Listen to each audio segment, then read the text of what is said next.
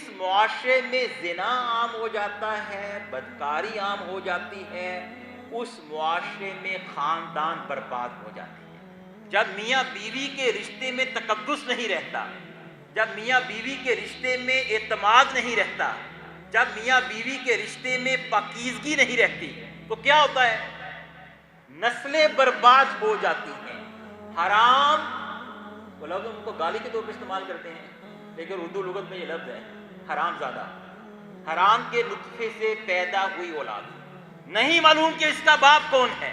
جب یہ نہیں معلوم اس کا باپ کون ہے، تو کون سا آدمی ہے جو اس کو باپ کی شفقت دے گا؟ جب گھر میں ماں کے ساتھ باپ ہی نہیں ہوگا کسی کا، تو اس اولاد کی تربیت کیسی ہوگی؟ جب اس اولاد کے باپ کا نسب ہی معلوم نہیں ہوگا، تو آگے وراثت کا قانون کیسے نافذ ہوگا؟ خاندان بکھر جائے گا۔